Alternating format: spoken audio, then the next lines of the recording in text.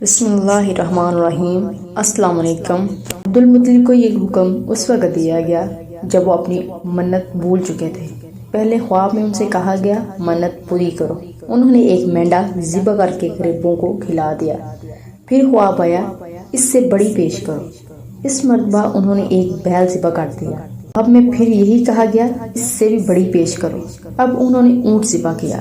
پھر خواب آیا اس سے بھی بڑی چیز پیش کرو۔ انہوں نے پوچھا اس سے بھی بڑی چیز کیا ہے؟ تب کہا گیا اپنے بیٹوں میں سے کسی کو ذبح کرو جیسا کہ تم نے منت مانی تھی۔ اب انہیں اپنی منت یاد آئی، اپنے بیٹوں کو جمع کیا، ان سے منت کا ذکر کیا۔ سب کے سر جھک کے کون خود کو ذبح کرواتا؟ آخر عبداللہ بولے ابا جان آپ مجھے ذبح کرتے۔ یہ سب سے چھوٹے تھے، سب سے خوبصورت تھے، سب سے زیادہ محبت بھی عبدالمطلب کو انہی سے تھی، لہٰذا انہوں نے قرعہ اندازی کرنے کا ارادہ کیا۔ تمام بیٹوں کے نام لکھ کر قرعہ ڈالا گیا۔ عبداللہ کا نام نکلا۔ اب انہوں نے چھری لی، عبداللہ کو بازو سے پکڑا اور انہیں ذبح کرنے کے لیے نیچے لٹا دیا۔ جو ہی باپ نے بیٹے کو لٹایا عباس سے ضبط نہ ہو سکا، فوراً آگے بڑھے اور بھائی کو کھینچ لیا۔ اس وقت یہ خود بھی چھوٹے سے تھے۔ ادھر باپ نے عبداللہ کو کھینچا۔ اس کھینچا تانی میں عبداللہ کے چہرے پر خراشیں بھی آئیں۔ ان خراشوں کے نشانات مرتے دم تک باقی رہے۔ اسی دوران بنو مخزوم کے لوگ آ گئے۔ انہوں نے کہا آپ اس طرح بیٹے کو ذبح نہ کریں، اس کی ماں کی زندگی خراب ہو جائے گی۔ اپنے رب کو راضی کرنے کے لیے بیٹے کا فدیہ دے دیں۔ اب سوال یہ تھا کہ فدیہ کیا دیا جائے۔ اس کی ترکیب یہ بتائی گئی کہ ایک کاغذ پر 10 اونٹ لکھے جائیں اور دوسرے کاغذ پر عبداللہ کا نام لکھا جائے۔ اگر 10 اونٹ والی پرچی نکلے تو 10 اونٹ قربان کر دیے جائیں گے۔ اگر عبداللہ والی پرچی نکلے تو 10 اونٹ کا اضافہ کر دیا جائے۔ پھر 20 اونٹ والی پرچی اور عبداللہ والی پرچی ڈالی جائے۔ اب اگر 20 اونٹ والی پرچی نکلے تو 20 اونٹ قربانی کر دیے جائیں، ورنہ 10 اونٹ اور بڑھا دیے جائیں۔ اس طرح 10-10 کر کے اونٹ بڑھاتے جائیں۔ عبدالمطلب نے ایسا ہی کیا، 10-10 اونٹ بڑھاتے چلے گئے۔ ہر بار عبداللہ کا نام نکلتا چلا گیا، یہاں تک کہ اونٹوں کی تعداد 100 تک پہنچ گئی۔ تب کہیں جا کر اونٹوں والی پرچی نکلی۔ اس طرح ان کی جان کے بدلے 100 اونٹ قربان کیے گئے۔ عبدالمطلب کا پورا اطمینان ہو گیا کہ اللہ تعالیٰ نے عبداللہ کے بدلے 100 اونٹوں کی قربانی منظور کر لی ہے۔ انہوں نے کعبے کے پاس 100 اونٹ قربان کیے اور کسی کو کھانے سے نہ روکا۔ سب انسانوں، جانوروں اور پرندوں نے ان کو کھایا۔ امام ظاہری کہتے ہیں کہ عبدالمطلب پہلے آدمی ہیں جنہوں نے آدمی کی جان کی قیمت 100 اونٹ دینے کا طریقہ شروع کیا۔ اس سے پہلے 10 اونٹ دیے جاتے تھے۔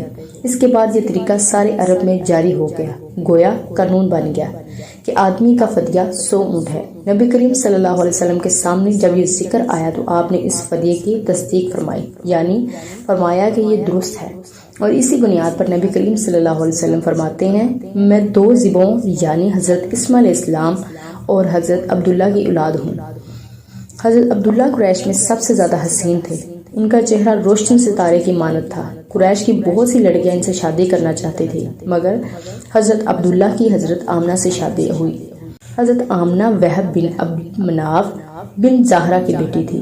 شادی کے وقت حضرت عبداللہ کی عمر 18 سال تھی۔ یہ شادی کے لیے اپنے والد کے ساتھ جا رہے تھے۔ راستے میں ایک عورت کعبے کے پاس بیٹھی نظر آئی۔ یہ عورت ورقہ بن نوفل کی بہن تھی۔ ورقہ بن نوفل قریش کے ایک بڑے عالم تھے۔ ورقہ بن نوفل سے ان کی بہن نے سن رکھا تھا کہ وقت کے آخری نبی کا ظہور ہونے والا ہے، اور ان کی نشانی میں سے ایک نشانی یہ ہوگی کہ ان کے والد کے چہرے پر نبوت کا نور چمکتا ہوگا۔ یوں ہی اس نے عبداللہ کو دیکھا، فوراً اس کے ذہن میں یہ بات آئی۔ اس نے سوچا ہو نہ ہو یہ وہ شخص ہے جو پیدا ہونے والے نبی کے باپ ہوں گے۔ چنانچہ اس نے کہا اگر تم مجھ سے شادی کر لو تو میں بدلے میں تمہیں اتنے ہی اونٹ دوں گی جتنے تمہاری جان کے بدلے میں ذبح کیے گئے تھے۔ اس پر انہوں نے جواب دیا میں اپنے باپ کے ساتھ ہوں، ان کی مرضی کے خلاف کچھ نہیں کر سکتا، نہ ان سے الگ ہو سکتا ہوں، اور میرے والد باعزت آدمی ہیں، اپنی قوم کے سردار ہیں۔ بہرحال ان کی شادی حضرت آمنہ سے ہو گئی۔ اب قریش کی عورتوں میں نسب اور مقام کے اعتبار سے افضل تھیں۔ حضرت آمنہ حضرت عبداللہ کے گھر آ گئی۔ آپ فرماتی ہیں جب میں ماں بننے والی ہوئی تو میرے پاس ایک شخص آیا، یعنی ایک فرشتہ انسانی شکل میں آیا۔ اس وقت میں جاگنے اور سونے کے درمیانی حالت میں تھی۔ عام طور پر اس حالت کو غنودگی کہا جاتا ہے۔ اس نے مجھ سے کہا کیا تمہیں معلوم ہے تم اس امت کی سردار اور نبی کی ماں بننے والی ہو؟ اس کے بعد وہ پھر اس وقت آیا جب نبی صلی اللہ علیہ وسلم پیدا ہونے والے تھے۔ اس مرتبہ اس نے کہا، جب تمہارے ہاں پیدائش ہو تو کہنا میں اس بچے کے لیے اللہ کی پناہ چاہتی ہوں ہر حسد کرنے والے کے شر اور برائی سے۔ پھر تم اس بچے کا نام محمد رکھنا، کیونکہ ان کا نام تورات میں احمد ہے اور زمین اور آسمان والے ان کی تعریف کرتے ہیں، جبکہ قرآن میں ان کا نام محمد ہے اور قرآن ان کی کتاب ہے۔ ایک روایت کے مطابق فرشتے نے ان سے یہ کہا، تم وقت کے سردار کی ماں بننے والی ہو۔ اس بچے کی نشانی یہ ہوگی کہ اس کے ساتھ ایک نور ظاہر ہوگا جس سے ملک شام اور بصرہ کے محلات بھر جائیں گے۔ جب وہ بچہ پیدا ہو جائے گا تو اس کا نام محمد رکھنا، کیونکہ تورات میں ان کا نام احمد ہے کہ آسمان اور زمین والے ان کی تعریف کرتے ہیں، اور انجیل میں ان کا نام احمد ہے کہ آسمان اور زمین والے ان کی تعریف کرتے ہیں، اور قرآن میں ان کا نام محمد ہے۔ حضرت عبداللہ کے چہرے میں جو نور چمکتا تھا، شادی کے بعد وہ حضرت آمنہ کے چہرے میں آ گیا تھا۔ امام ظاہری فرماتے ہیں کہ حاکم نے یہ روایت بیان کی ہے اور اس کو صحیح قرار دیا ہے کہ صحابہ رضی اللہ عنہ نے حضور نبی کریم صلی اللہ علیہ وسلم سے عرض کیا، اے اللہ کے رسول، ہمیں اپنے بارے میں کچھ بتائیے۔ آپ صلی اللہ علیہ وسلم نے ارشاد فرمایا، میں اپنے باپ ابراہیم علیہ السلام کی دعا ہوں، اپنے بھائی عیسیٰ علیہ السلام کی بشارت ہوں اور خوشخبری ہوں۔ جب میں اپنی والدہ کی شکم میں آیا تو انہوں نے دیکھا گویا ان سے ایک نور ظاہر ہوا ہے جس سے ملک شام میں بصرہ کے محلات روشن ہو گئے۔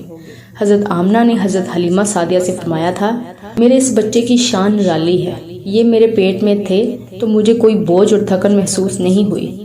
حضرت عیسیٰ علیہ السلام وہ آخری پیغمبر ہیں جنہوں نے آپ صلی اللہ علیہ وسلم کی آمد کی خوشخبری سنائی ہے۔ اس بشارت کا ذکر قرآن میں بھی ہے۔ سورۃ صف میں اللہ تعالیٰ فرماتے ہیں، اور اسی طرح وہ وقت بھی قابل ذکر ہے جبکہ عیسیٰ ابن مریم علیہ السلام نے فرمایا کہ اے بنی اسرائیل، میں تمہارے پاس اللہ کا بھیجا ہوا آیا ہوں کہ مجھ سے پہلے جو تورات آ چکی ہے میں اس کی تصدیق کرنے والا ہوں، اور میرے بعد جو ایک رسول آنے والا ہے ان کا نام مبارک احمد ہوگا، میں ان کی بشارت دینے والا ہوں۔ اب چونکہ حضرت عیسیٰ علیہ السلام یہ بشارت سنا چکے تھے، اس لیے ہر دور کے لوگ آپ صلی اللہ علیہ وسلم کی آمد کا بے چینی سے انتظار کر رہے تھے۔ ادھر آپ کی پیدائش سے پہلے ہی حضرت عبداللہ انتقال کر گئے۔ سابقہ کتب میں آپ کی نبوت کی ایک علامت یہ بھی بتائی گئی ہے کہ آپ کے والد کا انتقال آپ کی ولادت سے پہلے ہو جائے گا۔ حضرت عبداللہ ایک تجارتی قافلے کے ساتھ تجارت کے لیے گئے تھے، اس دوران بیمار ہو گئے اور کمزور ہو کر واپس لوٹے۔ قافلہ مدینہ منورہ سے گزرا تو حضرت عبداللہ اپنے ننیال یعنی بنو نجار کے ہاں ٹھہرے۔ ان کی والدہ بنو نجار سے تھی۔ ایک ماہ تک بیمار رہے اور انتقال کر گئی، انہیں یہیں دفن کر دیا گیا۔ تجارتی قافلہ جب حضرت عبداللہ کے بغیر مکہ مکرمہ پہنچا اور عبد المطلب کو پتہ چلا کہ ان کے بیٹے عبداللہ بیمار ہو گئے ہیں اور مدینہ منورہ میں اپنے ننیال میں ہیں، تو انہیں لانے کے لیے عبد المطلب نے اپنے بیٹے زبیر کو بھیجا۔ جب یہ وہاں پہنچے تو عبداللہ کا انتقال ہو چکا تھا۔ مطلب یہ کہ آپ صلی اللہ علیہ وسلم اس دنیا میں اپنے والد کی وفات کے چند ماہ بعد تشریف لائے۔